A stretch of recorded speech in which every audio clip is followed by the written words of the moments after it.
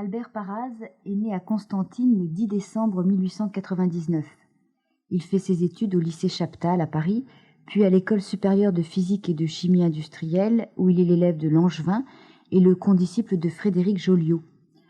Mais bientôt, au métier d'ingénieur chimiste, il préfère la bohème. Il est successivement fakir, détective privé, revendeur de champignons, figurant de cinéma, homme-lion dans une boîte de nuit. Il fréquente les milieux anarchistes et surréalistes. En 1934, il rencontre pour la première fois chez de Noël celui qui deviendra son ami, son idole, le contemporain capital, Louis-Ferdinand Céline. Une des premières fois où j'ai vu Céline, c'est quand il est arrivé chez de Noël au pas de charge devant la porte. Il a fini un glavio en plein milieu.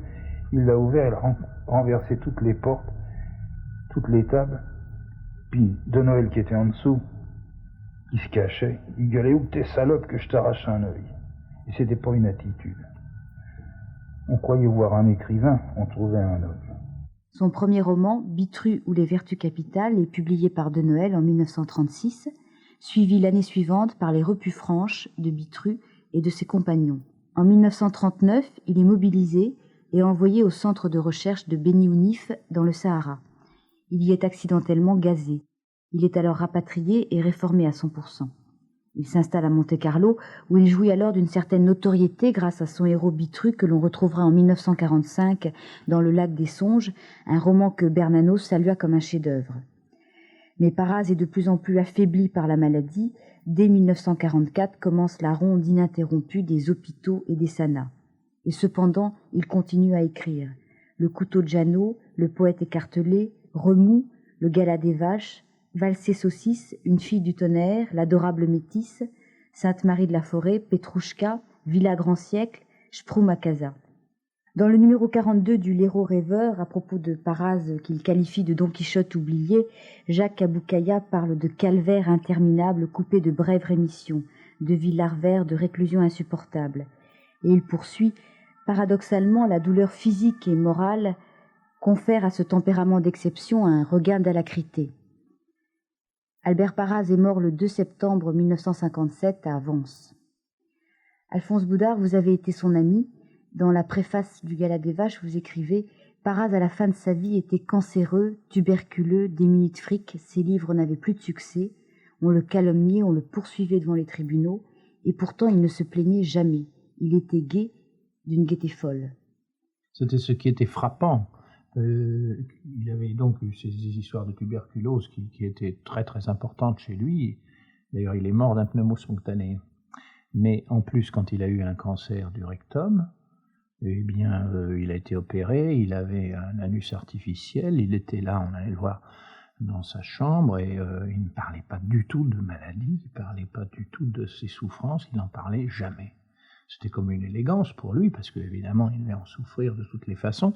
C'était un colosse physiquement, c'était un grand type qui ressemblait un peu à Kurt Jorgen comme physique. Et on n'aurait jamais dit qu'il était malade quand il était debout, parce qu'il a eu tendance après un peu à grossir quand il a été bloqué dans les lits de maladie.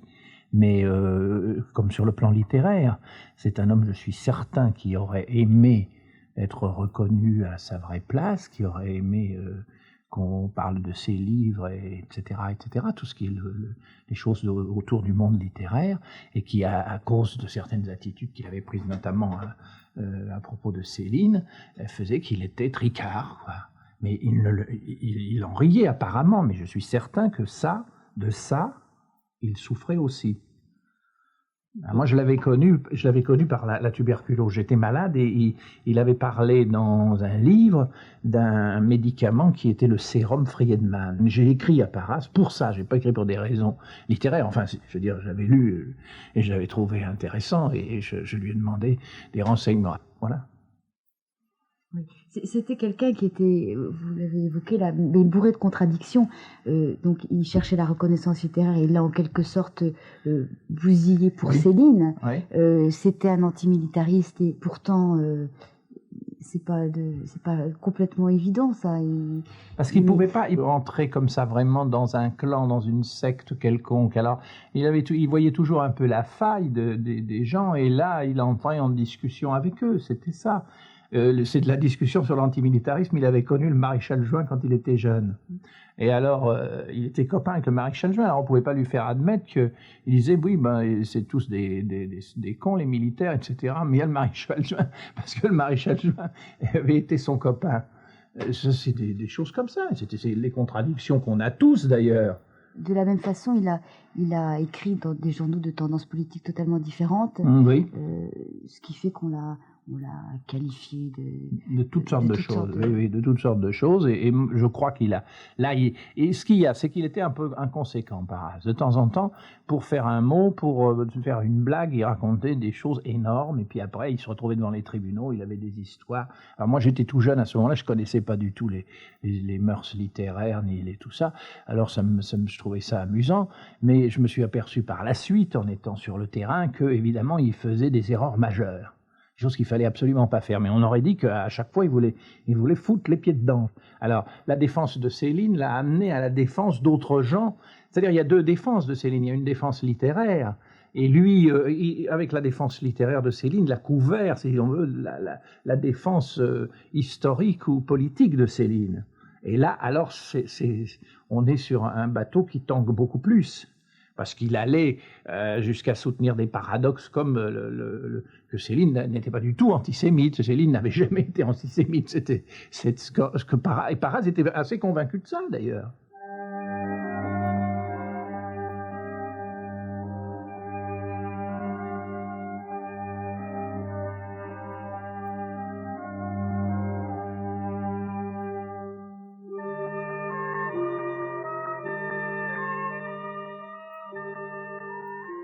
Quand Paras a donné des chroniques à Rivarol, naissant, eh bien, j'ai vu des numéros de Rivarol, il faut voir les signatures qu'il y a à ce moment-là.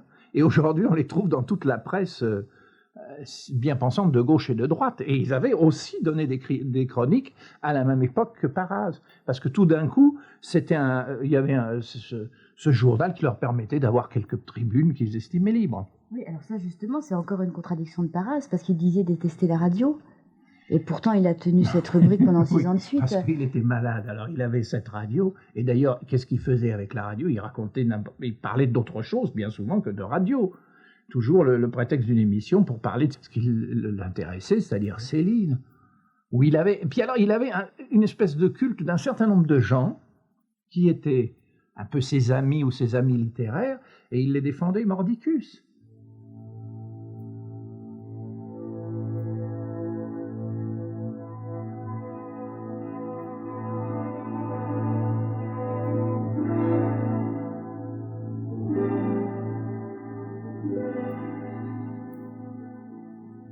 Ce que vous m'écrivez m'émeut toujours d'une espèce de mouvement d'amitié douloureuse, comme si je vous voyais souffrir d'une certaine manière et dans un certain lieu où je ne puis vous aider autant que je le voudrais.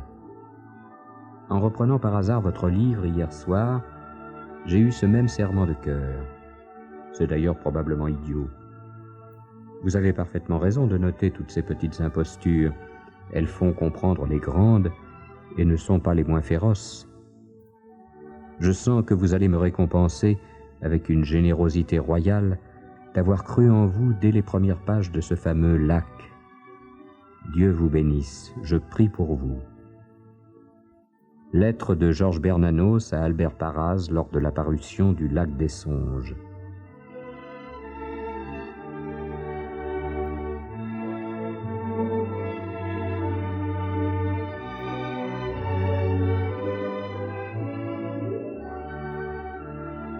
Il y a eu Bernanos, qui l'aimait beaucoup, et puis il y a eu Mandiargue. Mandiargue avait été très copain avec lui, et pour lui, alors, il considérait que Mandiargue était un très grand écrivain, il le dit, et il a des rapports très, très particuliers, très curieux avec Mandiargue. Vous avez partagé un appartement à Monte-Carlo, non? Oui, c'est ça, oui. Oui, alors... Lui ramène à des farces, enfin, qu'ils faisaient ensemble. Et alors Mandiargue est le contraire de Paras. Il a son œuvre, il est drapé dans son œuvre, et puis sa vie à côté, il veut pas en parler. Et s'il faisait des mauvaises blagues avec Paras, il veut surtout pas que ça transparaisse et que ça puisse un petit peu changer sa statue. Mais n'empêche qu'il faisait les blagues avec Paras. Paraz s'est indigné à la Libération d'apprendre que Céline ne serait plus éditée en France et qu'il a imaginé de publier Céline à travers ses propres livres, c'est-à-dire Le Gala des Vaches et Valser saucisse. Oui, alors on lui a reproché de deux façons. Bon, alors évidemment, Céline était tricard, il ne fallait pas parler de Céline. Bon, et puis, alors, en second, il y a un certain nombre de gens qui, jusqu'à nos jours, font de Paraz un épigone de Céline. Alors, si on lit Paraz, on s'aperçoit que c'est totalement faux.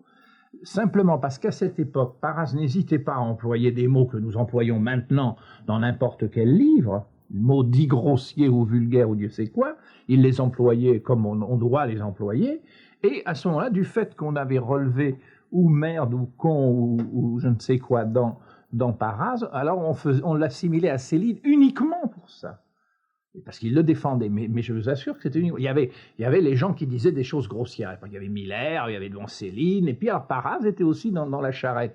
Mais de là à en faire un élève littéraire de Céline, non, c'était pas du tout ça.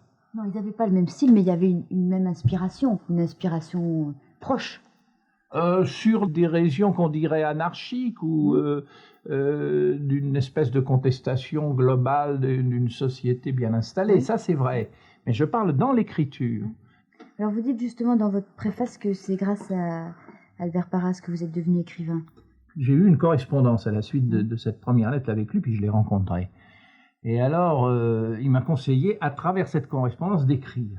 D'une part, j'étais malade de tuberculose comme lui, et puis j'avais eu des problèmes avec la justice. J'ai été en tôle et j'y suis retourné. D'ailleurs, Paraz m'a écrit à ce moment-là.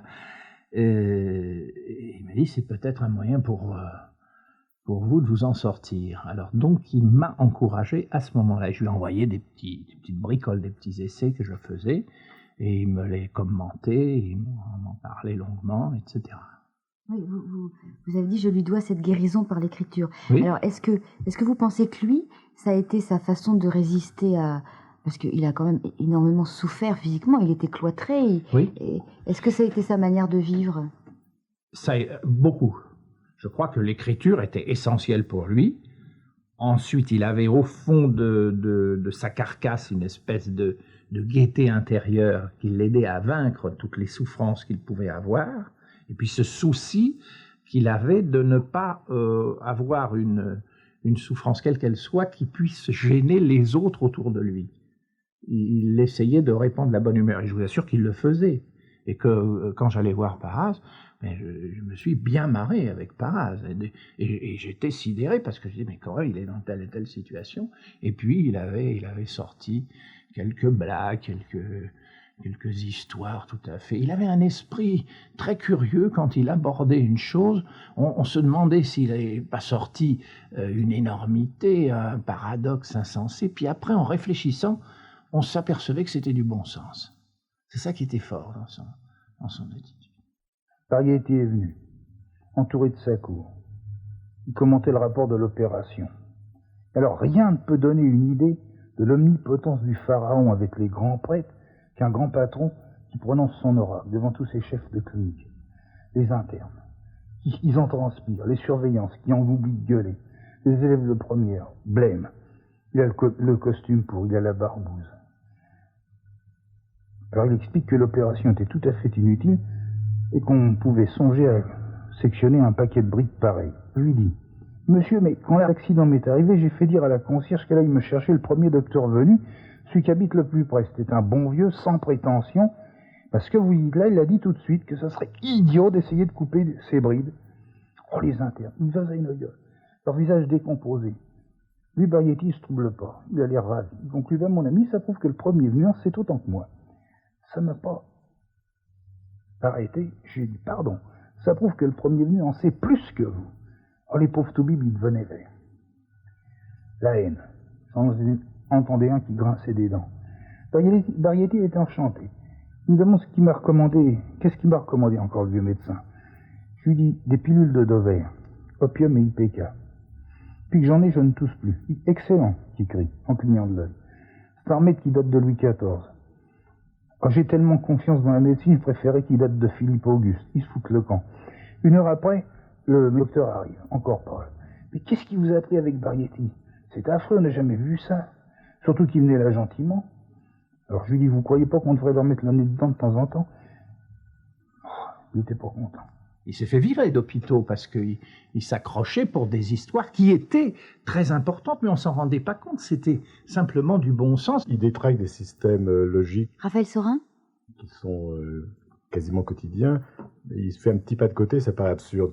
Alors quand on lit le Galet des Vaches, qui est vraiment un très grand livre, c'est à la fois une provocation, un paradoxe, et ça donne un livre qui ne ressemble à aucun autre. Il n'y a pas, à mon avis, dans la littérature française en tout cas, d'exemple de livres faits en commun, une espèce de collage.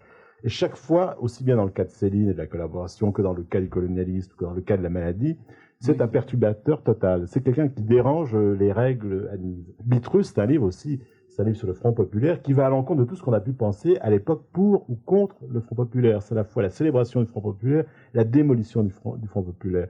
Et le drame de Paras, c'est ça, c'est que c'est quelqu'un qui n'est bien nulle part. Et je pense qu'au fur et à mesure de sa vie, il y a une espèce de spirale là, du drame. C'est-à-dire que plus il en fait, plus il en refait, parce qu'en même temps, il est persuadé qu'il faut qu'il reste intègre, et moins on lui pardonne. Parce qu'évidemment, dans cette espèce de chemin bizarre, il touche des problèmes graves. C'est Don Quichotte, il y a vraiment, il va toujours du côté des moulins, il va prendre des coups dans la figure sans arrêt. Et ça, évidemment, c'est douloureux, c'est-à-dire qu'il souffre de ça, mais au lieu de se taire, au lieu de se calmer, il en remet. Il faut pas en faire effectivement ni un épigone de Céline, ni un écrivain bizarre, mais quelqu'un qui a eu des espèces d'intuitions formidables, seulement qui étaient insupportables pour l'époque. On ne pouvait pas. Il y avait quand même l'amitié de Prévert, il avait l'amitié de gens comme ça. Ça prouve qu'il n'était pas complètement de Sandrard, il n'était pas complètement isolé, mais c'était pas suffisant pour tenir le coup. Il se trouve toujours dans des situations impossibles où il ne devrait pas se trouver aussi. Il raconte à un moment donné son arrivée à Courbevoie, là il y a un truc formidable sur les protestants, je ne sais pas si tu te souviens de ça. Oui. Il dit « Je suis maintenant à la clinique La Colline à Courbevoie. C'est dirigé par des protestants. Merde. Par une curieuse fatalité, je n'ai pas écrit un livre, lac, couteau, remous, depuis des années où je ne les critique. Je constate même que je suis à peu près le seul. Les écrivains dits catholiques n'y touchent pas. J'avoue d'ailleurs que je ne les connais guère. Je brodne sur une phrase de Jules Renard, les protestants s'arrêtent sur la route de la liberté. » Bon, ça c'est tout Paras. C'est-à-dire qu'il est d'une franchise totale, et en même temps il montre que, pas de chance, il se trouve justement à l'endroit où il y a le plus d'ennemis.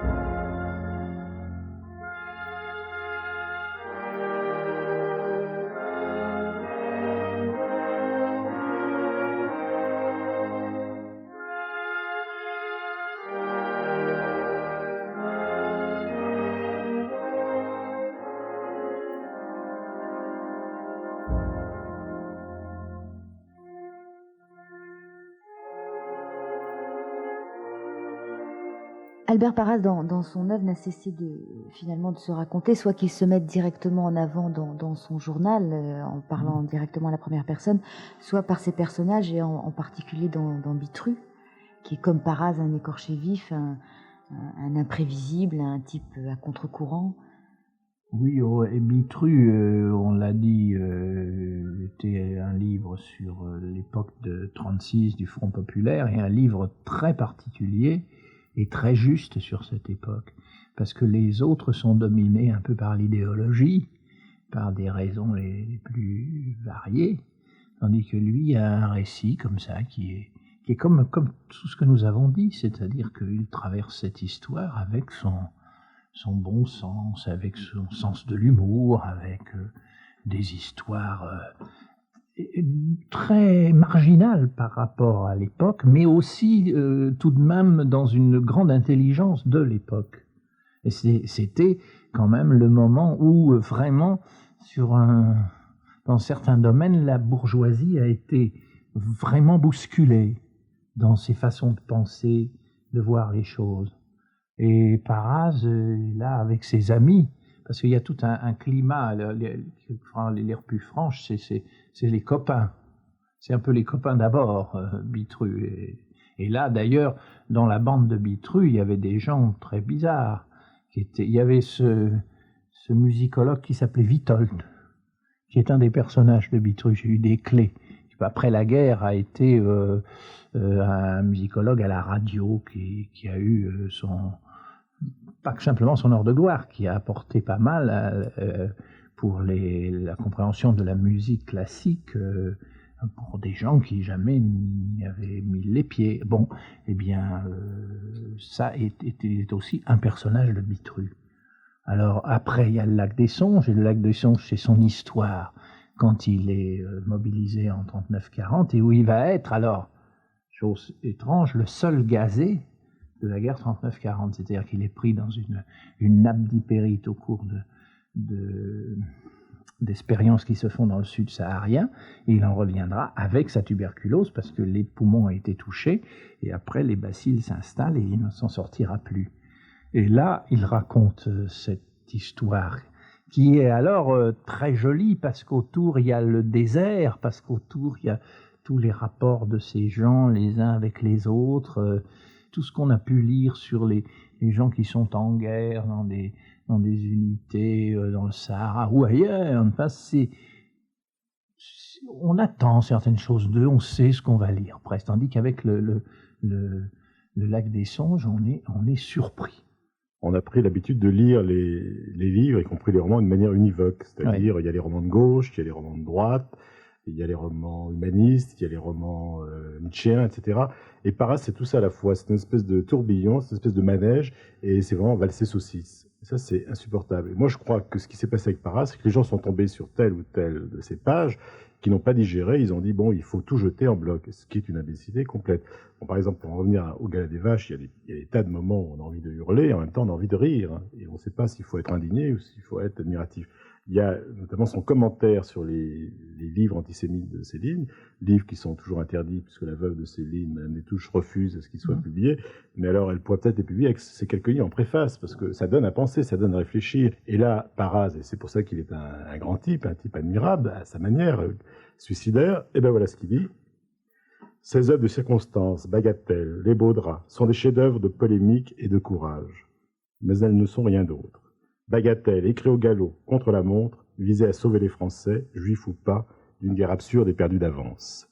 Écrite en 1937, en 1939, elle n'avait plus aucun sens, puisque la guerre était là, la guerre que seul Ferdinand avait voulu éviter. Le philosémitisme délirant de Bagatelle a été très mal compris, c'est le moins qu'on puisse dire, par la plupart des juifs qui, entre nous, sont de sacrés cons quand ils s'y mettent. Écrire ça, à l'époque, c'est déjà scandaleux. Pour certains d'entre eux, au contraire, surtout parmi les sionistes, c'est là où c'est encore plus scandaleux, Bagatelle est un livre de chevet, un monument élevé à la gloire d'Israël. C'est absolument exact. Vous voyez la provocation, la surprovocation. Pour ma part, ayant lu Bagatelle, mon premier soin a été de confier toutes mes affaires à des juifs. Alors là, les types sont déjà sous la table en train de hurler. En quoi j'ai eu tort? Et il enfonce le clou. C'était des juifs genre rêveurs et qui n'entendaient rien aux chiffres. Bon, vous voyez le nombre de provocations, le nombre de paradoxes. Ouais. Et finalement, c'est peut-être plus intéressant qu'un type qui dit Céline, grand écrivain admirable, en bloc, ou que quelqu'un qui dit dégueulasse Céline, ou jetez-le. C'est là où il est inouï, ce type, ce Paras. C'est que, de manière à la blague, il dit quand même des choses profondes, il dit des choses troublantes. Et c'est vrai, en partie, sans doute, ce qu'il dit. Et puis c'est faux aussi, peu importe. C'est le problème de l'heure, il y a trop de monde. La bombe atomique, ce n'est même pas assez, ça tue par 100 000, il faut tuer par millions. C'est devenu absolument nécessaire. Qu'est-ce qui tue le mieux? Les mots? De quoi s'agit-il? D'oxyre le plus de monde possible. Sommes-nous d'accord? Rêver à la quantité de bipèdes exterminés rien qu'avec les mots patrie et liberté.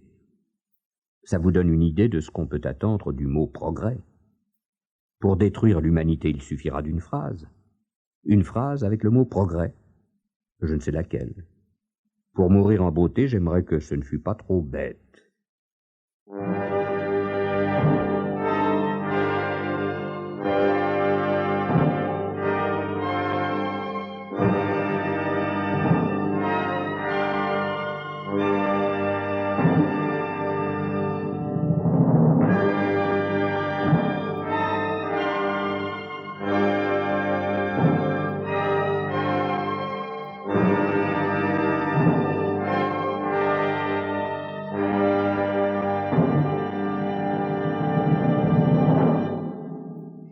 C'était Douleur, une littérature de franc-tireur par Catherine Soulard, avec la participation d'Alphonse Boudard et Raphaël Sorin et la voix d'Albert Parraz.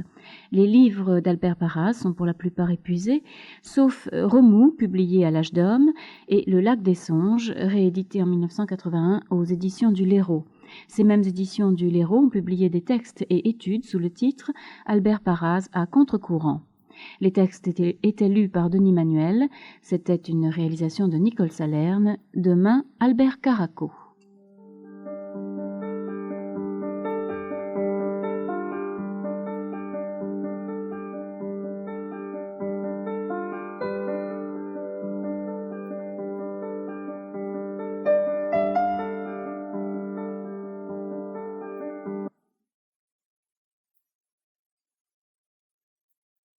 Des voix, une émission de Pierre Cipriot.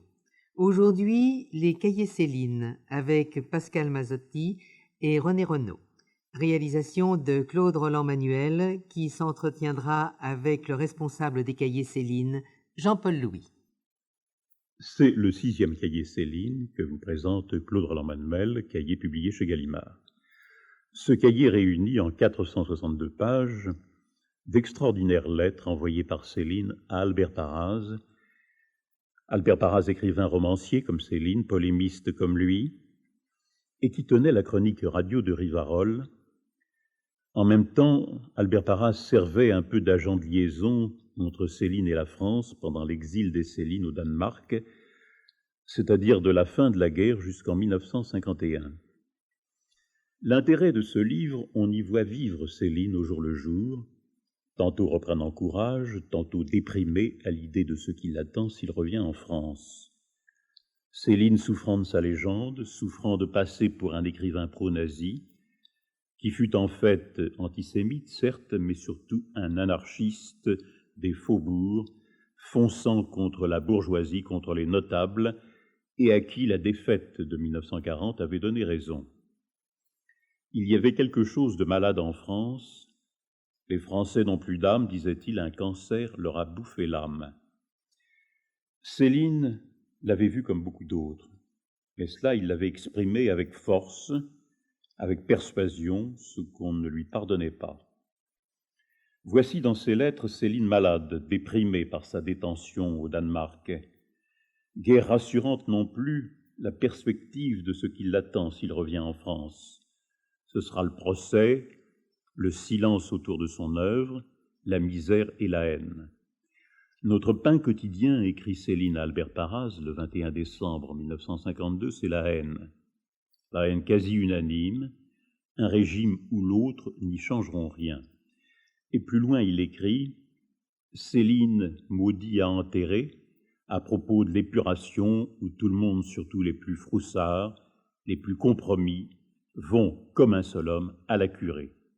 Céline parle de chienlit héroïque, jouisseur, curieux, couard, cabotin, menteur, vil, voleur, imbécile, vaniteux. La pièce est jouée. Je te lécherai les pieds, puis je te ferai assassiner. Cette correspondance ne se comprend que si on a un peu en tête l'attitude de Céline pendant ces dernières années. En fait, Céline s'est retirée de tout avec une joie sauvage. Plus on est haï, a-t-il dit, plus on est tranquille. Son seul besoin a été de prophétiser sur la vie. Il en a dépeint les hasards, les désordres, l'inanité, préservant la seule conscience claire, tranchante contre le monde confus, contre la paresse émotive et sentimentale, une conscience ironique et tonique à la fois par son fonctionnement verbal. Céline a écrit des chefs-d'œuvre sans flatter, sans laisser d'illusions, avec pourtant dans les lointains des perspectives indéfinies, des mirages qui mettent le rêve à l'écart, indépendants des côtés répugnants de la vie. À ce qu'il appelle la raison résonante ou les éculeries sentimentales, Céline a voulu substituer un style qui ne soit qu'une émotion. Il donne la parole à ceux qui ne l'ont jamais prise, n'ont pas de manière, et s'exprime naturellement en argot avec des mots explosifs et grossiers, car ils en ont lourd sur la conscience. Dans ses derniers ouvrages, qui sont une chronique de la débâcle allemande en 1944, d'un château l'autre, 57, Nord, 1960, Céline a achevé de mettre au point ce qu'il a appelé, dans les entretiens avec le professeur Y, qui sont introuvables et qu'on devrait bien rééditer, mis au point donc sa petite invention, sa technique, son truc dans le domaine du style. Ce truc, le voici, il supprime dans ce qu'il écrit tout ce qui va de soi, pour ne laisser que la dentelle, ce qu'on sent intensément et qu'on n'ose pas dire, tout ce qui agit instantanément et provoque une réaction caractéristique. Comme Céline l'a dit de lui-même, c'est par son style surtout qu'on fait scandale. Il est permis d'écrire les pires abominations, mais non pas d'une manière qui les présente dans leur vérité. Jean-Paul Louis, la matière la plus courante de ses lettres a trait à l'épuration. À mon sens, l'attitude de Céline était marquée dès avant la guerre par la publication de ses pamphlets. D'abord Bagatelle pour un massacre, et ensuite L'école des cadavres. Et pendant la guerre, les beaux draps. Ce sont des pamphlets qui, me semble-t-il, sont à deux composantes essentielles, l'antisémitisme et le pacifisme. Évidemment, de telles positions, une fois les Allemands occupant la France, pouvaient conduire à assimiler Céline à un collaborateur politique. D'autre part, pendant la guerre, il a eu une attitude qui, me semble-t-il, est bien nette. Il s'est tenu à l'écart de toute activité officielle. Malgré quelques lettres aux journaux, des interventions qui sont plutôt des interventions d'humeur, et la publication des Beaux Draps, qui, en somme, est une séquelle des deux premiers pamphlets, qui d'ailleurs est un pamphlet beaucoup plus court, à peu près de même teneur, mais qui est une sorte de bilan, comme le titre l'indique d'ailleurs, une façon de dire, je vous l'avais bien dit, voilà, où vous en êtes arrivé. Et les Beaux Draps sont parus en 1941, mais à mon avis, ça n'ajoute rien, c'est plutôt même en retrait, en tout cas pas plus marqué que les deux premiers pamphlets. Il est certain qu'en 1944, sa position était très inconfortable, et il est parti. Très probablement après avoir reçu des menaces de mort et des choses de cet ordre. Il a obtenu son visa de départ pour l'Allemagne, et avec la perspective de se réfugier soit au Danemark, soit passagèrement l'idée d'aller en Suisse, ce qu'il n'a pas pu faire. Il s'est retrouvé à Sigmaringen après un petit séjour à Baden-Baden, c'est-à-dire qu'il a retrouvé, étant parti avant, le gros flot de réfugiés collaborateurs français. Ensuite, dans l'Allemagne en feu et sous les bombardements, il a réussi aussi bien à pied, en chemin de fer et par tous les moyens possibles à atteindre Copenhague. Mais la correspondance qui nous occupe, elle, ne démarre que 2 ans plus tard, à l'époque où il a purgé au Danemark 18 mois, non pas de cachot, comme on l'a dit excessivement, mais en tout cas de prison peu confortable, et d'hôpital, car il était tombé malade en prison et suite à ses pérégrinations.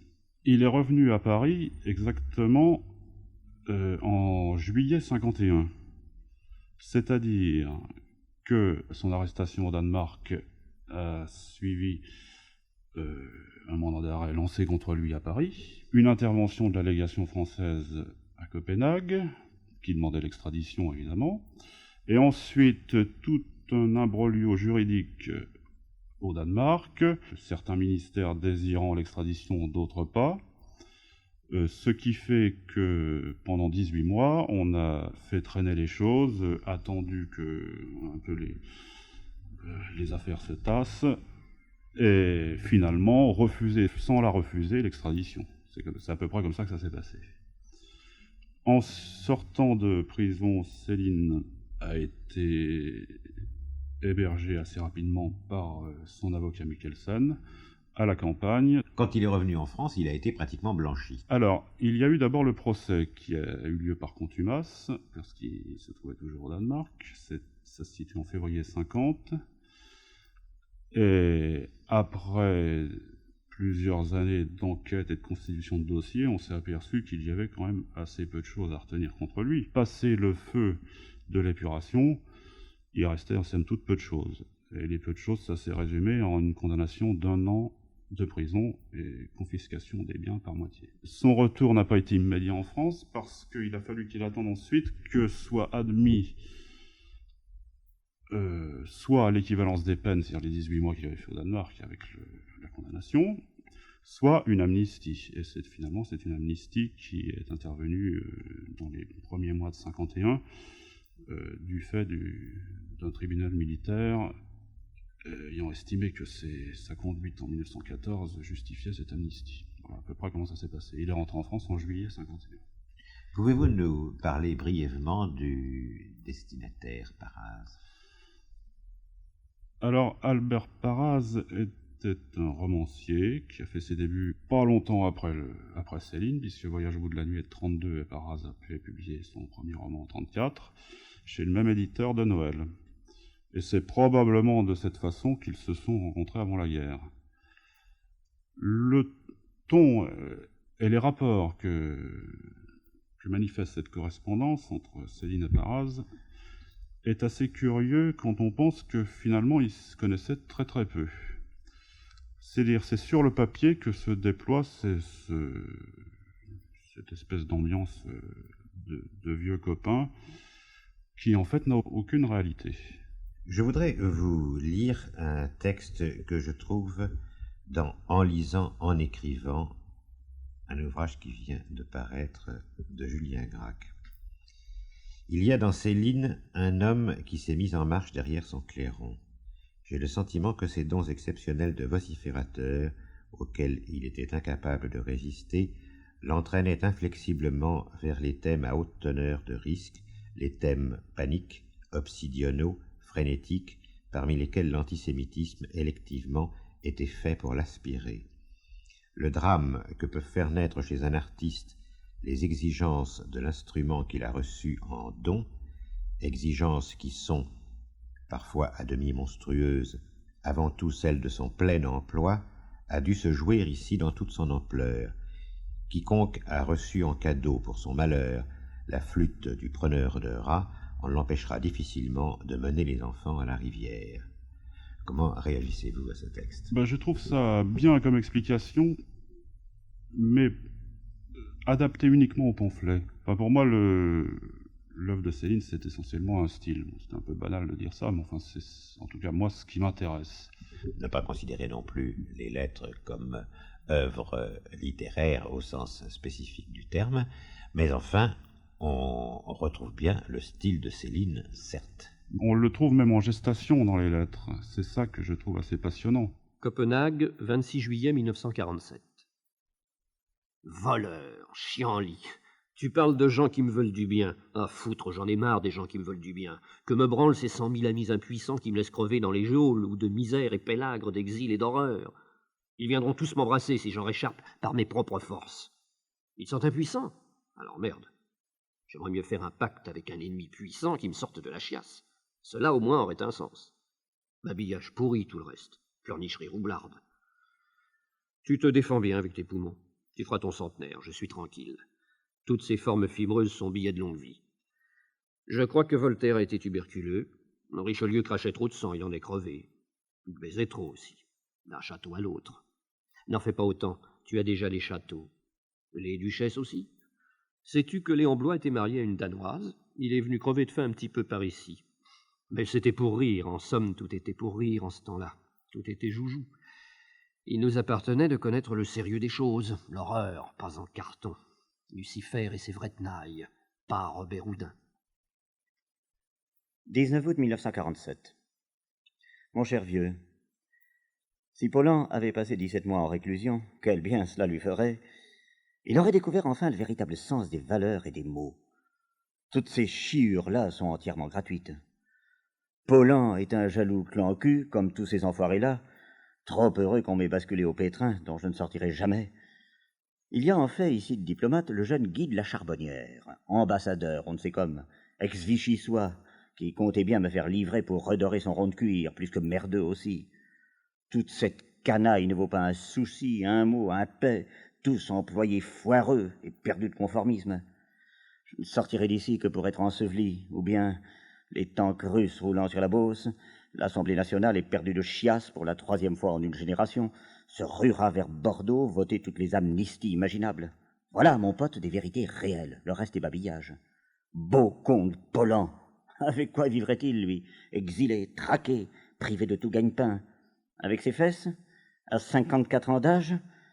Ils en crèvent tous dans sa clique NRF d'avoir raté le voyage. J'en périrai du voyage. C'est dans les cartes. Jamais on ne me le pardonnera. Le reste, c'est du faux semblant, des chicanes sournoises. Chateaubriand avait tout de même une sacrée veine. Somptueux, génial farceur. Il est parti au bon moment. Après lui a commencé le règne des peigne-culs.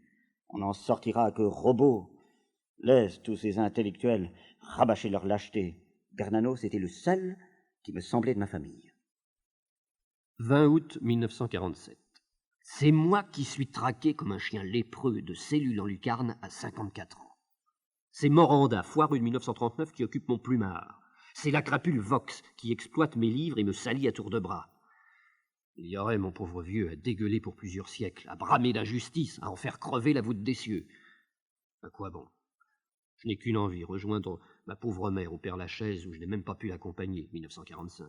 Là se bornent strictement toutes mes ambitions terrestres et célestes. Je suis pauvre à présent, cassé, crevé. Il me faut 2 cannes. J'en ai marre. Et mutilé de guerre, 75%. N'importe quoi, mon vieux, ferait ma balle. Les tanks russes, chinois, lunaires, qui m'ouvrent les voies du Père-Lachaise. Mais aller encore me faire couvrir d'insultes et d'outrages par l'abruti justice civique? Non, salut. J'en dégueule et glaviote depuis tellement d'années, j'en gobe, essuie, pourlèche. Ce serait à Maître No, mon avocat, en cheville avec des puissants amis, à agir sur le parquet. Agir, pas babiller. Mais les campagnes de presse ne font plus rien à présent. Tout a été dit, redit, rabâché. 4 septembre 1947. Oh, vieux, tu sais, liste noire, pas liste noire, qu'est-ce que ça peut foutre? Les intellectuels, ils sont croupions avant tout. Kemp, Duhamel, Sartre, Camus, Mauriac, Aragon égale croupion. Faut qu'ils se fassent mettre. USA, URSS, qui c'est qui met? Toutes leurs cogitations finissent là, tendent à cela, comme les jeunes filles perpétuellement à marier. Quel est le parti le plus avantageux? Par qui me ferais-je mettre, maman? Je méprise trop toute cette valtaille d'enculés, éculés, vieillards, misés et remisés 100 fois, pour même tenir compte de leurs pires insultes, hargnes, anathèmes, etc. Ce sont des filles. Tu as raison. J'avoue cette faiblesse patriotique et militaire. C'est le cabotinage et l'imbécilité de ladite résistance qui m'outre. Mais dans 20 ans, tout cela sera frites et poussière, défilés et cimetières, noms de rues, plaques rouillées, buées sur merde. Quelle passion perdue! Tu vois, ce qui manque à l'homme, c'est d'être sensible. C'est une brute, il ne sent rien. Il y a moins de fous qu'on le pense, disait Vauvenargues. Il y a surtout des gens qui ne se comprennent pas. C'est très réel, mais la vie est trop courte, on ne peut rien. Déjà, finir un livre, quel miracle! Ce babillage, alors, du reste... C'est la brutalité, tu vois, que j'ai en horreur absolue. Je suis médecin à cet égard, plus que tout. Tant pis pour moi. J'ai fait la guerre 14-18 avec horreur. J'aurais voulu tout faire pour l'empêcher. Tant pis pour moi. 23 janvier 1948. Ces photos, grandes et petites, sont charmeresses. Elles me hantent, comme l'autre monde. Après d'aussi effroyables tours de con, on se sent comme déjà mort, sorti de la vie. Pour ça que j'ai le goût de relire inlassablement des vieilles revues des 2 mondes. Ce qui se passe à présent m'apparaît tout étranger et irréel. Mon monde à moi est défunt parmi les défunts. Je ne vois dans le réel qu'une effroyable, cosmique, fastidieuse méchanceté, une pullulation de dingues, rabâcheurs de haine, de menaces, de slogans énormément ennuyeux. C'est ça une décadence. Qu'ils ont dû s'embêter à Byzance. On comprend qu'ils s'y soient tant enculés, les pauvres bougres. Tout s'explique. Et politique, donc. Le franc ne vaut plus 1 centime, un pet de lapin à l'étranger. Mais il permet encore de rouler carrosse en France. Voilà un conte de fées. On dit que les idées manquent. À toi, et fais attention. Sclérosé, embonpoiné, et tu verras les Russes. 17 mars 1948. Oh, tu sais, pour l'attitude, c'est bien difficile d'en prendre une définie, raisonnable, dans un cabanon d'épileptiques furieux. C'est le cas pour la France et le monde actuel. Furieux et foireux, délirant, vicieux, canaille, sadique, c'est beaucoup. Oh, tais-toi. Il paraît que Staline apprécie beaucoup mes livres, qu'il se régale du voyage. Traduction Aragon. Quelle chance j'ai perdue en ne prenant point la suite à Barbus. Actuellement, Charbonnière viendrait me faire mes chaussures. Torres m'enverrait des bonbons. Ramadier sa fille. Question juif. Imagine qu'ils me sont devenus sympathiques depuis que j'ai vu les Ariens à l'œuvre. Fritz est français. Quel larbin! Abrutis et perdument serviles. Ils en rajoutent. Et putain et fourbe. Quel sale clic! Ah, j'ai été fait pour m'entendre avec les youtres. Eux seuls sont curieux, mystiques, messianiques à ma manière. Les autres sont trop dégénérés. Et voyeurs, les ordures. Voyeurs surtout. Les Juifs, eux, ont payé comme moi. Les autres, mes frères ariens, ils se branlent sur les gradins du cirque. Je veux les voir tous dans l'arène et crever. Vive les Juifs, bon Dieu! Certainement, j'irai avec plaisir à Tel Aviv avec les Juifs, on se comprendrait. Dans ma prison, il y avait 500 gardiens, tous ariens. 500 millions d'Ariens en Europe. On me fait crever pour antisémitisme, ils applaudissent. Où sont les traîtres, les ordures? Tu voudrais que je pleure sur le sort de l'immonde bâtard de racaille sans orgueil et sans foi? Merci. Je pense des miens, ce qu'on a pensé au supplice vers Saint-Gétorix et Jeanne d'Arc. De belles saloperies. Vive les youtres. Les Fritz n'ont jamais été pro-ariens, seulement antisémites, ce qui est absolument idiot. J'en voulais aux Juifs de nous lancer dans une guerre perdue d'avance. Je n'ai jamais désiré la mort du Juif ou des Juifs. Je voulais simplement qu'ils freinent leur hystérie et ne nous poussent pas à l'abattoir. L'hystérie est le vice du Juif, mais au moins il est une passion messianique, leur excuse. L'Arien est une tirelire et une panse et une légion d'honneur. 7 mars 1949. Tu sais, j'écris comme un médium fait tourner les tables, avec horreur et dégoût. Je n'aime pas, je n'ai jamais aimé écrire. Je trouve d'abord la posture grotesque. Ce type accroupi comme sur un chiotte en train de se presser le ciboulot et d'en faire sortir ses chères pensées. Quelle vanité, quelle stupidité, ignoble. Je ne m'en accepte pas. J'ai écrit pour sortir d'embarras matériel. Rien que le mot « écrire » me fait vomir, ce prétentieux vocable. Il écrit, affaissé, immonde. Le malheur a voulu que la nature me refuse un ton expérimental, scientifique, et me donne ce tour hystérique émotif. Don, c'est beaucoup dire. Poète encore comme Lamartine ou musicien comme Mozart. Mais jaboteur, confidentieux, pouah. Shakespeare prétend que nous sommes faits de la même étoffe que nos rêves. Les miens n'étaient pas d'écrire des romans. Ah, foutre! Je le fais comme une bourrique qu'on fouette. Cela me fait mal à la tête, m'empêche de dormir, me fait bourdonner. Bref, c'est un sale supplice dégoûtant. Ma vocation était médicale. Mon idéal, Semmelweis, ou même Axel Munthe. Mais Céline, foutre, quelle pauvre fatiguée ratée. On ne m'en dira jamais autant de mal que j'en pense. On ne saura jamais le chagrin qu'il m'a fait. 27 mars 1949. Je suis contre le poteau à Brasillac et la tôle à Bardèche, bien sûr. Mais un chat est un chat. Mais si cela ne peut pas se dire qu'il est un chat, il l'est quand même.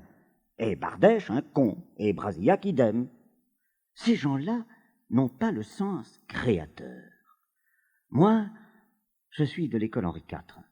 Les gestes pour les gestes, mes cœurs. M'horripilent. Je les hais. Est-ce créateur? Ma seule question. Je suis le père sperme. Ces mecs-là, j'en foutre. Oh, oui, je connais Sandrard depuis 40 ans. Il n'arrivera jamais à faire tenir un livre debout. Il a de la mémoire, en effet, mais Capharnaüm.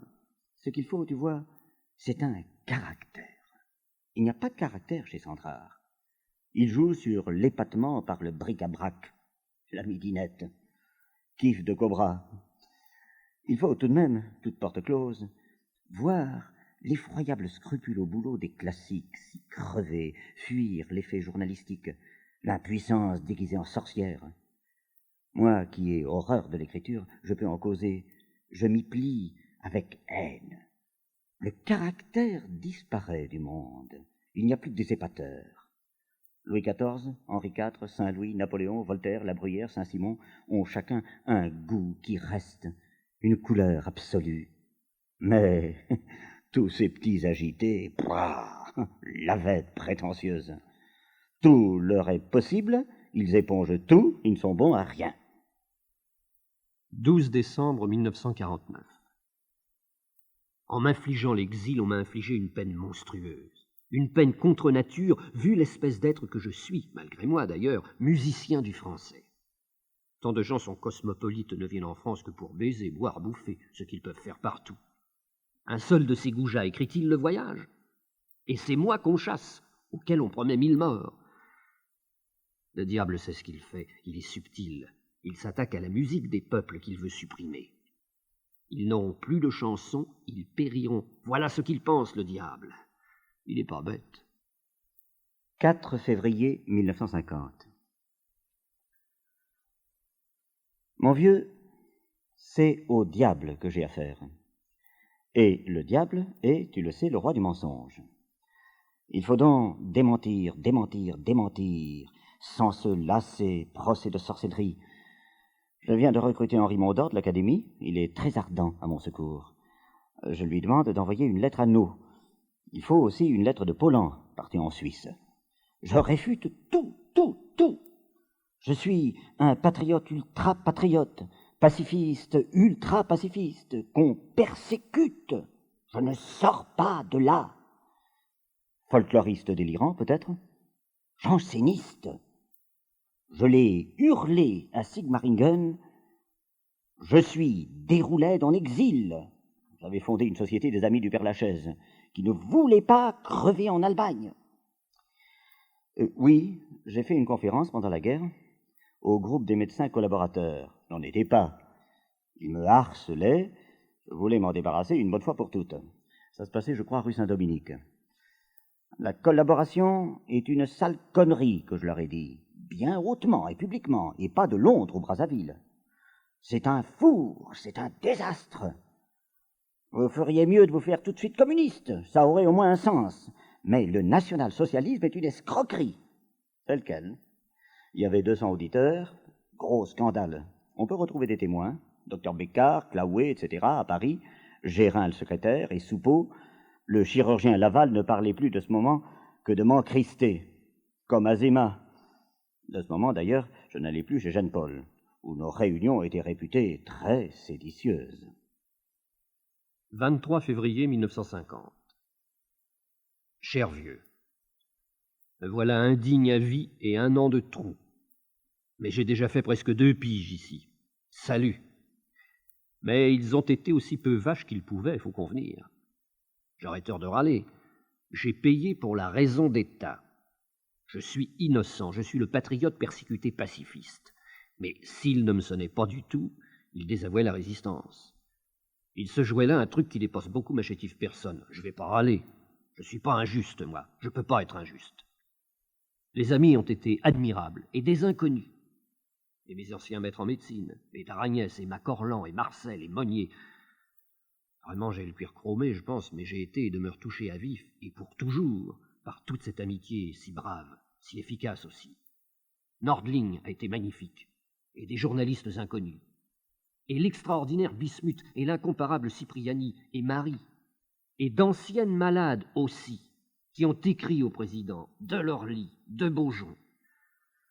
Ah, le cœur a vraiment donné en ma faveur, moi qui travaille pas du tout la tendresse ni l'électorat. Je serais vache et bien con de ne pas dire à tous que je suis reconnaissant au-delà des mots. 15 octobre 1950. Mon cher Gigi, ils me font amèrement marrer avec leur campagne de pleurnicherie sur Bernanos, etc. Il est mort, Bernanos, ça risque plus rien. Mais sur les vivants qui crèvent, motus, général, il y a des risques miges prudents qui parlent de Rebattet, de Cousteau et de 1000 autres qui pourrissent exactement pas de la volonté du ciel, mais du verdict des hommes, là, bien vivants, leurs frères français, régalés, nantis, fessus, glorieux. Ce silence sur les maudits. Le martyr Pétain est électoral, mais les autres sont pas électoraux, alors motus. Bernanos, au surplus, était comme Blois, maniaque de faire des enfants. Personne lui demandait. On aime pleurer sur Péguy aussi, même les socialistes. Et que je te donne de la Sorbonne. Lui qui a désigné nommément Jaurès à l'assassinat en 14, provocateur pépère et pieux du très grand tribun Patata. Tu peux le rappeler à l'occasion. C'est en toutes lettres dans le traité de la délation, c'est un fait historique. Quelle immonde tartufferie générale. Bernanos était un très brave mec, je l'ai connu. Mais il n'a pas souffert le 10e de ceux qui dégustent actuellement, pas de la vacherie des éditeurs, pécadille, mais de l'atroce sadisme de la France, mère des libertés, fille de l'Église et de 89. Chiribiriboui, tout ce galimatia béniteux consolateur des inquiets, endormeur des haines. Tu parles. 14 février 1951. Tu comprends, enfant. Les écrivains français renient la langue française. Ils préfèrent la langue française en traduction, soit le français mort. C'est beaucoup plus facile que le français vivant, cette bonne blague. Peu à peu, tu vois, on enterrera le français. On le remplacera par le faux français, du décalqué des génies américains, atomiques, bien entendu. Ça agace, tu penses, les Vinclair et compagnie, le français vivant. Ils aiment mieux le Berlitz, ils s'y retrouvent. Atoy, LF. C'est le sens des campagnes actuelles, mort aux Français. Et j'accepte Nimier, qui écrit, lui, en français direct vivant, pas en français de traduction, raplati, mort.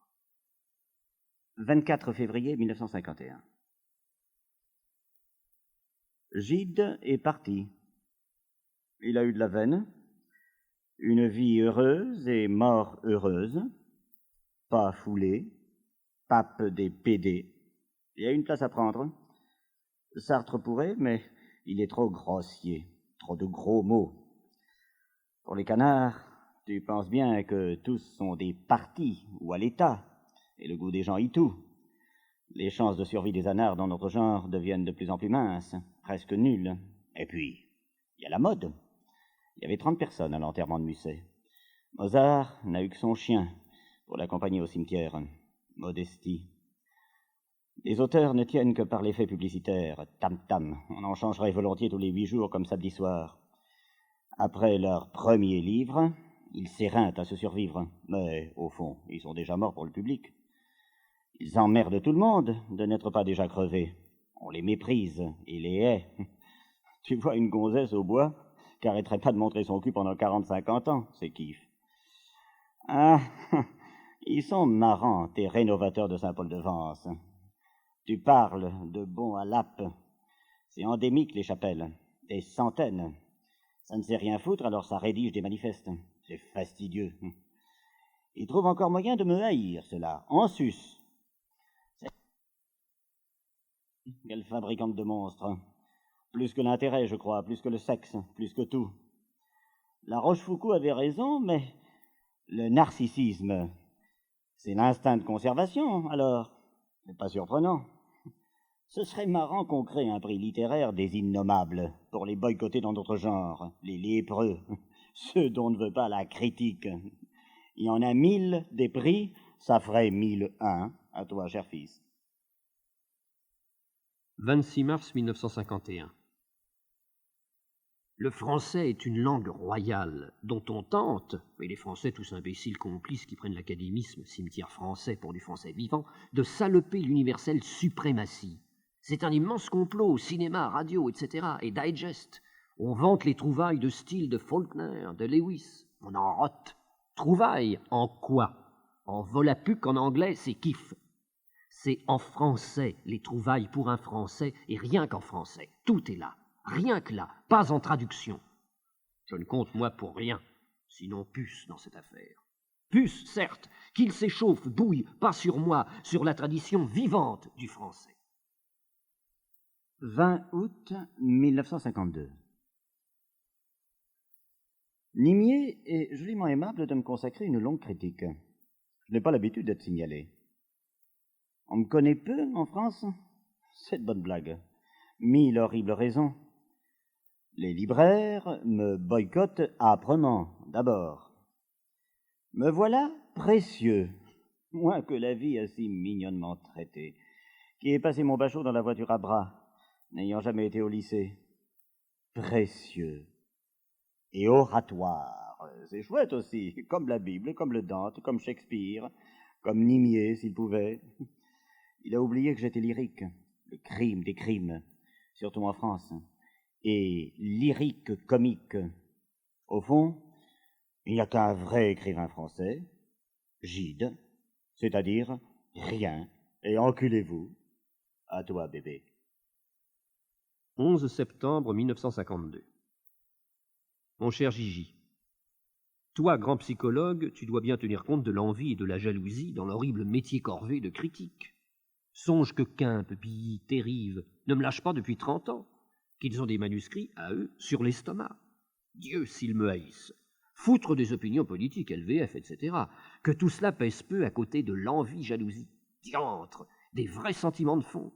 Plus la littérature sera miteuse, plus ils seront jaloux. Et Dieu sait si elle l'est miteuse. Tu sais, les médecins regrettent bien l'invention du thermomètre, de l'analyse d'urine, etc., de tout ce qui contrôle leur blabla implacablement. L'autorité a disparu avec le laboratoire. Fagon l'avait commode. Ils ont instinctivement tous l'épouvante des contrôles des chiffres. Si tu crois que les curés font des prières pour Copernic ou Galilée, oh, les galimoches valent les autres. La publicité, c'est de l'argent perdu. Alors, c'est la môme Piaf qui nous montre la vraie route. Je vais vous chanter une nouvelle chanson. Un nouveau livre. Cette phrase égale une économie de 500 billets de publicité. Tout ce qu'on te demande. Le livre tourne à l'hebdomadaire des gros titres, des photos, des récits de voyage avec amour tropical, fesses, lubricité, mariage. Et un autre. À toi, LF. 14 janvier 1953. L'ennui, c'est de vieillir. Les caras. Il faisait moins 15 sur la Baltique, ici que 0. Piteux, j'ai honte. Pas plus de carbi, par exemple, que sur la Baltique. As-tu essayé de travailler à 0? La turne est énorme où je gîte, trouée de partout, pas chauffable, grotesque. Heureusement, on se couche à 8 heures et se lève à 9 heures, économie chaleur. Et puis, je suis pas sensible du thorax. Moi, c'est le sommeil qui manque. Ça viendra en son temps et pour longtemps. Ouf. T'inquiète pas pour les pulsations, très facultatif le 72. La température est absolue, mais pas du tout le rythme cardiaque. Les nerfs, là, jouent. La digitaline naturelle au millième, 5 gouttes par jour, 8 jours par mois, fait grand bien et aucun mal. Les médecins disent des choses pour dire quelque chose. Interdire, fait sérieux. 8 octobre 1953. Eh bien, Gigi, si tu te mets à te ronger sur les comptes d'éditeurs, t'as pas fini. Là, tu vas dépérir. C'est rien à comprendre. Des avances et c'est tout. Quel contrôle as-tu? Aucun. C'est se mettre à faire de la chimie dans des cornus sans fond. C'est idiot. La vie est bien trop courte pour perdre 1 minute sur ces histoires, contrats, etc. Nous, qu'est-ce que tu veux? Raffiner, on emmerde tout le monde, ou presque tout le monde.